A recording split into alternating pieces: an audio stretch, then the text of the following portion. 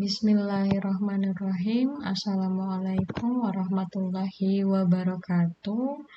Salam sehat teman-teman semua. Minggu lalu kita sudah membahas tentang negara dari aspek konsep dasar dan juga negara sebagai objek dari hukum tata negara. Kemudian minggu ini kita lanjutkan bahasanya berkaitan dengan asas dan sumber hukum tata negara. Sebelumnya ada beberapa hal yang akan disampaikan dalam materi kali ini. Yang pertama, sebelum kita membahas asas dan sumber hukum tata negara itu sendiri, kita akan bahas juga berkaitan dengan istilah dan definisi dari hukum tata negara.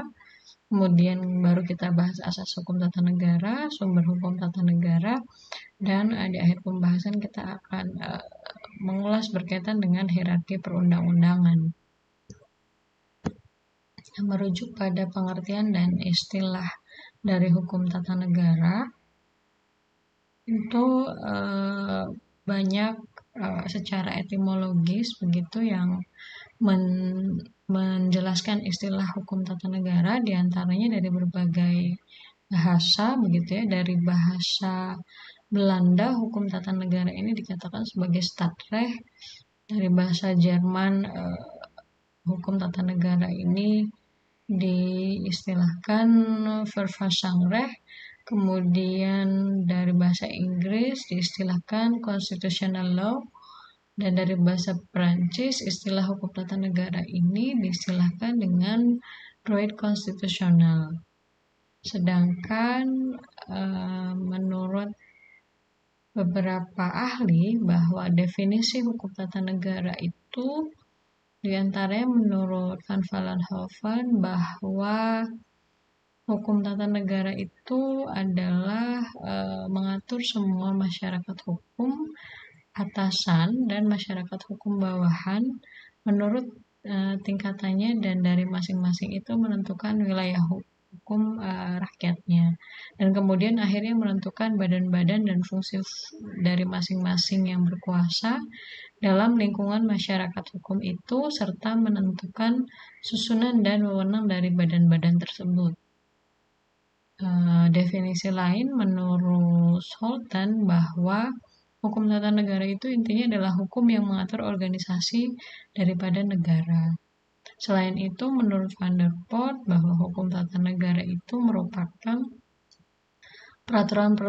peraturan yang menentukan badan-badan yang diperlukan, serta disertai dengan wewenang dari badan-badan tersebut masing-masing. Selain itu juga hukum tata negara adalah hubungan antara yang lainnya dengan hubungan dengan individu-individu yang ada di dalamnya. Nah, selain itu juga beberapa definisi dari hukum tata negara menurut ahli yang lain. Ada Apeldoorn bahwa hukum negara dalam arti sempit ini menunjukkan organisasi-organisasi yang memegang kekuasaan pemerintahan. Sedangkan hukum negara dalam arti luas meliputi hukum tata negara dan hukum administrasi negara. Selain itu, menurut Wade and Phillips bahwa hukum tata negara ini merupakan alat-alat perlengkapan negara, tugas, dan hubungannya antar perlengkapan negara itu. Selain itu, menurut Patton bahwa hukum tata negara ini hukum yang mengenai alat-alat tugas dan wewenang alat-alat perlengkapan negara. Definisi lain juga menurut ahli yang lain bahwa hukum tata negara ini meliputi hukum mengenai susunan hukum dari negara terhadap undang-undang. Ini menurut Kannenberg. Kalau menurut Utrecht bahwa hukum tata negara ini mempelajari kewajiban sosial dan kekuasaan dari pejabat-pejabat negara. Sedangkan menurut Stellinga bahwa hukum tata negara ini adalah hukum yang mengatur wewenang dan kewajiban-kewajiban alat perlengkapan negara, mengatur hak dan kewajiban warga negara juga. Nah, secara lengkap Legeman mendefinisikan bahwa hukum tata negara ini adalah hukum yang mengatur organisasi negara yang di dalamnya itu mempelajari tentang susunan dari jabatan-jabatan, penunjukan mengenai jabatan, tugas dan kewajiban yang melekat, kekuasaan dan wewenang yang melekat, kemudian batasannya, kemudian hubungan antar jabatan, penggantian jabatan, dan hubungan antara jabatan dengan pejabat itu sendiri yang melaksanakan jabatannya. Sehingga dapat disimpulkan bahwa menurut istilah dan definisi bahwa hukum tata negara ini pada dasarnya adalah hukum yang memang mengatur organisasi kekuasaan suatu negara beserta segala aspek yang berkaitan dengan organisasi dari negara tersebut. Nah, selanjutnya berkaitan dengan asas hukum tata negara, terutama asas hukum tata negara di Indonesia. Di antaranya terdiri dari asas Pancasila yang pertama, di mana memang asas Pancasila ini merupakan prinsip dasar dan juga bisa dikatakan prinsip yang utama begitu dalam menjalani kehidupan berbangsa dan bernegara di Indonesia, di mana Pancasila telah dijadikan pedoman hidup begitu yang memiliki 5 butir nilai-nilai di mana aturan-aturan termasuk undang-undang dan lain sebagainya yang ada di Indonesia juga harus mengacu pada kelima nilai yang ada di dalam butir Pancasila tersebut. Nah, kemudian selain itu asas dari hukum tata negara juga adalah asas negara hukum, di mana asas negara hukum ini menyatakan bahwa memang Indonesia itu merupakan negara yang berlandaskan pada hukum begitu ya, di mana hal ini sudah ada di dalam Undang-Undang Dasar 1945, di mana ketika suatu negara dikatakan sebagai negara hukum, itu artinya atau maknanya bahwa negara tersebut memang memihak pada keadilan begitu ya, kesejahteraan rakyat dan lain sebagainya, bukan atas dasar kekuasaan pemerintah saja. Nah, selain itu asas hukum tata negara yang lain adalah asas kedaulatan rakyat dan demokrasi, di mana asas kedaulatan rakyat ini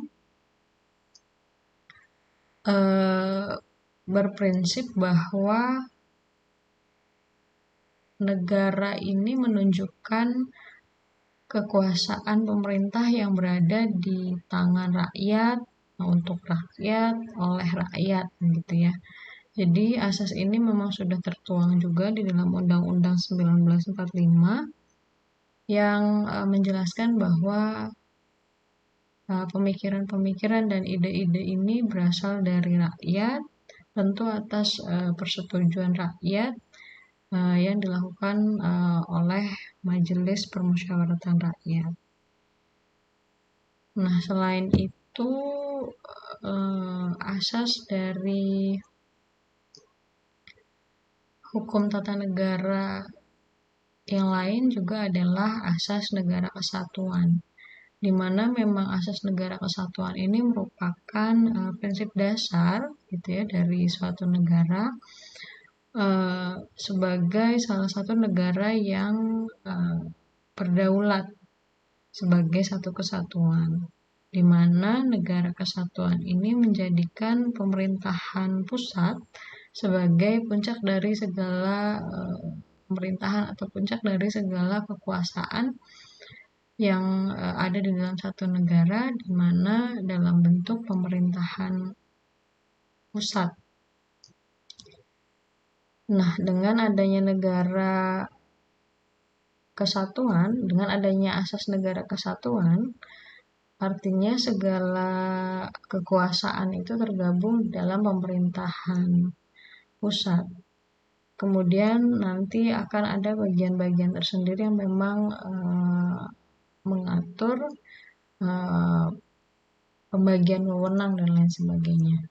Kemudian asas terakhir dari asas hukum tata negara ini adalah asas pembagian kekuasaan, di mana asas pembagian kekuasaan ini memang menunjukkan bahwa negara Indonesia ini memiliki prinsip pembagian kekuasaan di setiap daerahnya. Tentu hal ini dilakukan agar tidak terjadinya adanya tindakan sewenang-wenang atau kekuasaan yang semena-mena yang dilakukan oleh satu atau sekelompok orang saja. Oleh karena itu, kekuasaan ini perlu dilakukan pembagian begitu untuk mencegah pemimpin maupun golongan yang memang mendapatkan kekuasaan terlalu banyak. Artinya harus ada mekanisme check and balances. Nah, kemudian selanjutnya kita akan bahas berkaitan dengan sumber dari hukum tata negara. Berkaitan dengan sumber hukum, tentu secara etimologis berbeda dengan istilah dasar hukum dan lain sebagainya. Sumber hukum di sini adalah tempat dari mana asal-usul suatu nilai atau norma itu berasal.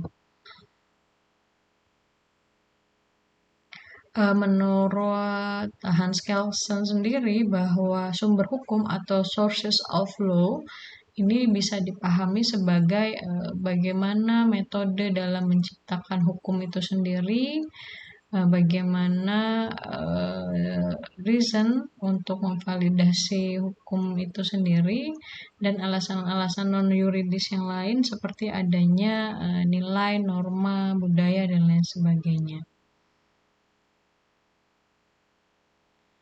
Nah, sedangkan menurut pasal 1 TAP MPR nomor 3 MPR tahun 2000 ditentukan bahwa sumber hukum itu adalah sumber yang dijadikan bahan untuk penyusunan peraturan perundang-undangan. Nah, sumber hukum juga terdiri atas sumber hukum tertulis dan tidak tertulis. Sementara sumber hukum dasar nasional adalah Pancasila dan batang tubuh Undang-Undang Dasar 1945. Nah, jika tadi kita berbicara tentang source of law atau sumber hukum, maka saat ini kita membahas tentang sumber hukum tata negara.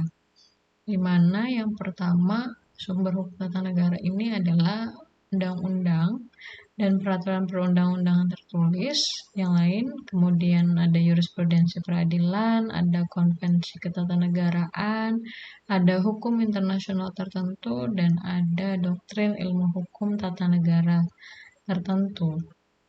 Nah, di mana memang undang-undang dasar dan peraturan perundang-undang tulis ini merupakan sumber hukum pertama dan utama begitu, terutama dalam sistem hukum di Indonesia, walaupun ada beberapa kali perubahan atas Undang-Undang Dasar 1945, tetapi nilai-nilai yang terkandung di dalamnya secara tertulis merupakan nilai-nilai atau norma-norma yang ideal yang harus menjadi konstitusi yang hidup begitu dan dekat juga dengan semua warga negara. Tentu sumber hukum tata negara yang kedua berkaitan dengan jurisprudensi peradilan.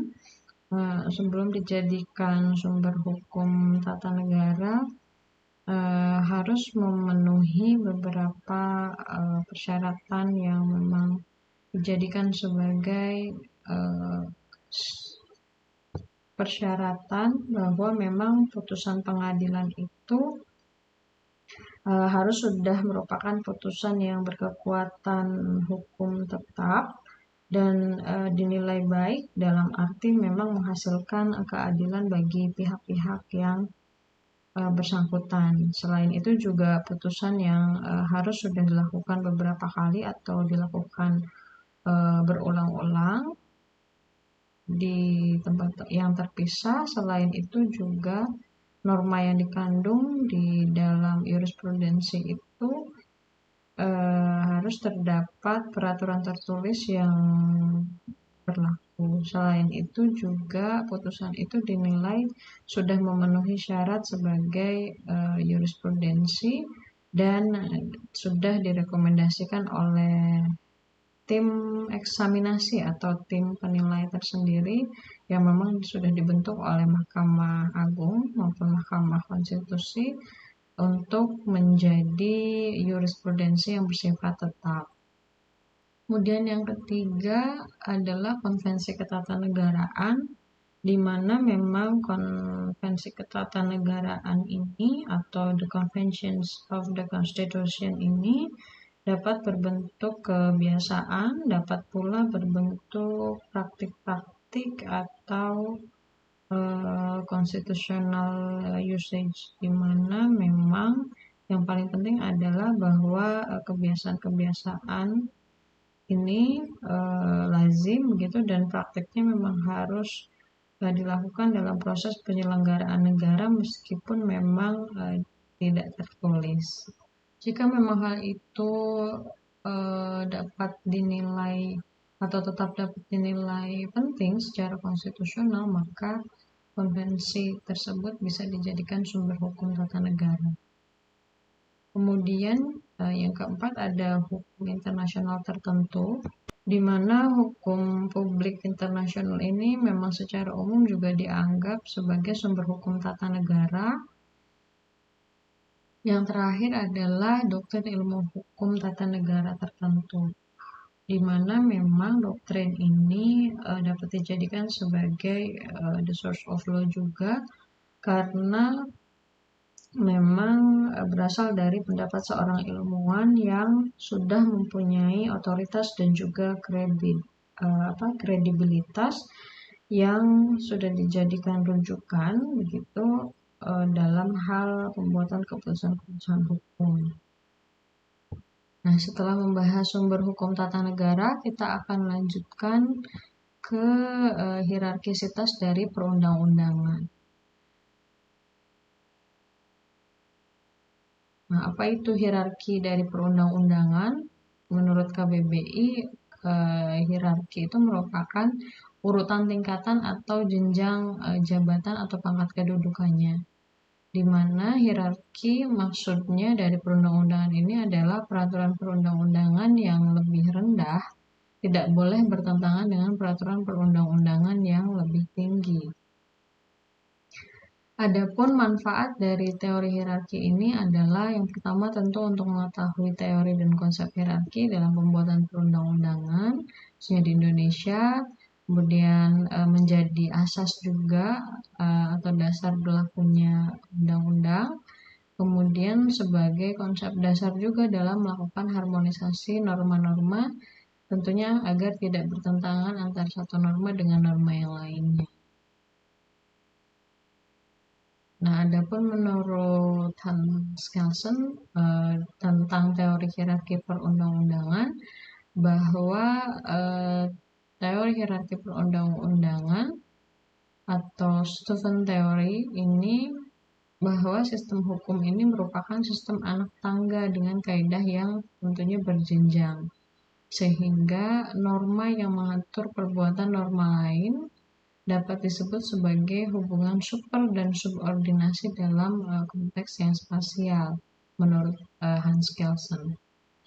Selain itu juga norma yang menentukan pembuatan norma lain adalah superior, sedangkan norma yang dibuat adalah inferior, di mana pembuatan yang ditentukan oleh norma yang lebih tinggi ini menjadi alasan yang valid keseluruhan tata hukum yang membentuk kesatuan. Selain itu juga menurut Hans Kelsen bahwa hierarki perundang-undangan itu ditentukan oleh norma yang lebih tinggi menjadi alasan yang lebih valid atas keseluruhan tata hukum yang membentuk kesatuan, di mana norma hukum yang lebih tinggi ini dan kaidah-kaidah yang tertinggi ini harus berpegang pada norma hukum yang paling mendasar. Adapun menurut ahli lain dari Hans Nowelski bahwa Susunan norma menurut teori tersebut adalah yang pertama ada norma fundamental negara, ada aturan dasar negara, ada undang-undang formal, dan ada peraturan pelaksana dan peraturan otonom. Adapun bentuknya dari teori Hans Nawiaski ini bahwa Hans Nawiaski ini membandingkan dengan teorinya dari Hans Kelsen tadi dan menerapkan pada struktur tata hukum di Indonesia. Kemudian coba kita tunjukkan terjemahan dari Prof. Hamid Atamimi atas teorinya dari Hans Nawiaski ini dalam konteks tata hukum di Indonesia, bahwa yang paling menjadi norma yang fundamental adalah Pancasila atau pembukaan Undang-Undang 1945, kemudian diturunkan dalam batang tubuh Undang-Undang 1945, TAP MPR, dan Konvensi Ketatanegaraan, kemudian diturunkan dalam bentuk undang-undang, kemudian diturunkan dalam bentuk peraturan pemerintah, hingga keputusan bupati atau wali kota. Nah, ada beberapa hierarki yang menjelaskan berkaitan dengan hierarki perundang-undangan di Indonesia, mulai dari sebelumnya begitu ya, dulu Undang-Undang Nomor 1 1950, bahwa peraturannya terdiri dari ada undang-undang, ada perpu, ada peraturan pemerintah, kemudian turun ke peraturan menteri. Nah, kemudian di TAP MPRS 20 MPRS 1966 susunannya demikian, ada undang-undang, ada TAP MPR, ada undang-undang atau perpu, ada peraturan pemerintah, ada keputusan presiden, dan ada peraturan pelaksana yang lainnya. Kemudian ini TAP MPR nomor 3 MPR 1966 menurunkan hierarki dari mulai undang-undang, TAP MPR, undang-undang, perpu, Undang-Undang Dasar, TAP MPR, Undang-Undang, Perpu, Peraturan Pemerintah, Kepres, sampai dengan Peraturan Daerah. Sampai dengan Undang-Undang Nomor 10 Tahun 2004, susunannya berubah kembali dari Undang-Undang, terus turunannya adalah Undang-Undang atau Perpu, Peraturan Pemerintah, Peraturan Presiden, sampai ke Peraturan Daerah. Nah, ini yang terbaru, Undang-Undang Nomor 12 Tahun 2011 yang kemudian direvisi atau digantikan dengan Undang-Undang Nomor 15 Tahun 2019, bahwa hierarki perundang-undangan kita adalah start fundamental norm-nya adalah Undang-Undang Dasar, kemudian turun ke TAP MPR, kemudian turun lagi ke Undang-Undang atau Peraturan Pemerintah pengganti Undang-Undang, kemudian Peraturan Pemerintah, kemudian Peraturan Presiden, kemudian Peraturan Daerah Provinsi, sampai dengan Peraturan Daerah Kabupaten Kota. Nah, yang ada pun kita coba perbandingkan tata urutan peraturan perundang-undangan seperti yang sudah disampaikan sebelumnya, di mana undang-undang yang terbaru adalah Undang-Undang Nomor 15 Tahun 2019 tentang perubahan atas Undang-Undang Nomor 12 Tahun 2011 tentang pembentukan peraturan perundang-undangan, di mana di situ di pasal 5-nya menjelaskan tentang asas pembentukan peraturan perundang-undangan yang baik, yang meliputi adanya kejelasan tujuan, adanya kelembagaan atau pejabat pembentuk yang tepat, adanya kesesuaian antara jenis hierarki dan materi muatan, kemudian dapat dilaksanakan, adanya kedayagunaan dan hasil guna, adanya kejelasan rumusan dan terbukaan. Selain itu, di pasal 7-nya menjelaskan berkaitan dengan jenis dan hierarki peraturan perundang-undangan ya. Jadi sudah dipaparkan berkaitan dengan hierarki perundang-undangannya dari mulai undang-undang dasar sampai dengan peraturan daerah kabupaten atau kota, di mana eh, kekuatan hukum dari peraturan perundang-undangan ini sesuai dengan hierarki sebagaimana yang dimaksud pada ayat 1. Nah, kemudian ini dari pasal 8 menjelaskan bahwa jenis peraturan perundang-undangan selain sebagaimana yang dimaksud dalam pasal 7 ayat 1 mencakup juga peraturan yang ditetapkan oleh MPR, DPR, DPD, MA, MK, BPK, KY, BI, gitu ya, menteri, badan lembaga atau komisi yang setingkat dibentuk dengan undang-undang atau peraturan pemerintah atas undang-undang. Selain itu juga peraturan perundang-undangan dimaksud pada ayat 1 tentu diakui keberadaannya dan mempunyai kekuatan hukum yang mengikat sepanjang pemerintahan oleh peraturan perundang-undangan yang lebih tinggi atau dibentuk berdasarkan kewenangannya. Nah, teman-teman, jadi itu tadi bahasan berkaitan dengan asas, sumber, sampai dengan hierarki perundang-undangan. Untuk lebih jelasnya, mari kita diskusikan lebih lanjut di dalam WhatsApp grup ya, berkaitan dengan bahasan materi hari ini. Terima kasih teman-teman sudah menyimak dengan seksama. Kita lanjutkan diskusinya di WA grup ya. Assalamualaikum warahmatullahi wabarakatuh.